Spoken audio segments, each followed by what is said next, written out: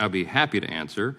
We will belabor the point further. I've already explained this, that by presenting this amendment, it changes the purpose of the bill and makes it about January 6th. On its face, by your explanations, by all the comments that have been made, you want this to be about January 6th. You just said it again. You emphasize the same point. That's not what the underlying legislation is about. You're claiming my time. You asked me to respond, and I'm giving you a response. Okay, so on its face, the amendment violates House Rule 16, Clause 7. Now, you can disagree with me, but you're not the chairman anymore. I'm sitting in the chair now. Reclaiming my time. Today, we're diving into a heated exchange that took place during a recent congressional hearing. It's Congressman Mike Johnson versus Jerry Naddler in a clash that had sparks flying. Trust me, you don't want to miss this one. The hearing starts off pretty standard, with lawmakers debating amendments to a proposed bill. But things take a sharp turn when Jerry Naddler brings up an amendment that references January 6th. So, let's get right into it. Mr. Chairman, there are 13 ayes and 9 noes. The motion to table. Mr. Chairman. It passes. Yes, who seeks recognition? I seek to strike the last, move to strike the last word. The ranking member is recognized. Mr. Chairman, in this last amendment by Ms. Scanlon that was just ruled out of order, you ruled it out of order because it references a specific date. In my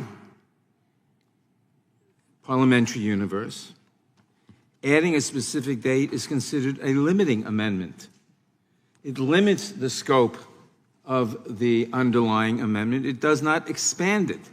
Therefore, it cannot be a grounds for holding an amendment out of order, because it limits it, it doesn't expand it. It's called in parliamentary terms a limiting amendment, which is always permitted.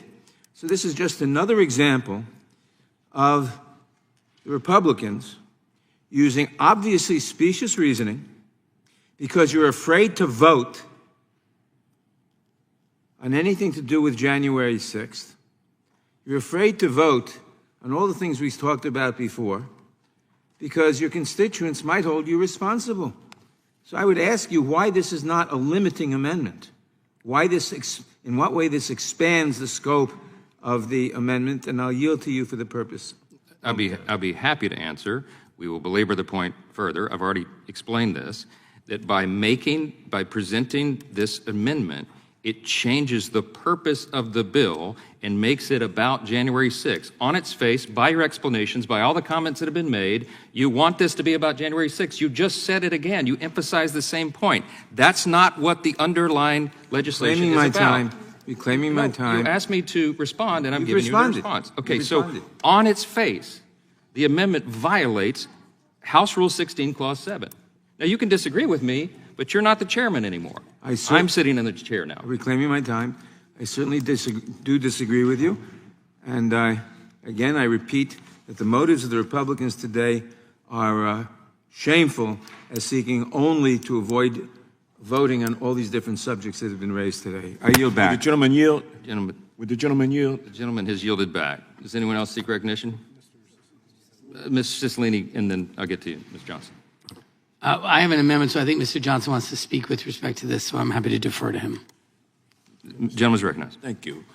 The blatant hypocrisy on display throughout this hearing is mind-numbing, Mr. Chairman. It's very disappointing that the intellectual dishonesty that is on display is shockingly abusive to the process. This moment is just one example of the deep divisions we're seeing in Congress right now. It's clear that debates like these aren't just about legislation, they're about shaping the narrative for the American people. So what do you think? Was Mike Johnson right to rule the amendment out of order, or do you think Jerry Naddler had a point? Let me know your thoughts in the comments below, and remember, if you enjoyed this video, give it a thumbs up and share it with your friends. Don't forget to subscribe for more in-depth breakdowns of the political moments that matter most. Thanks for watching, and I'll see you in the next one.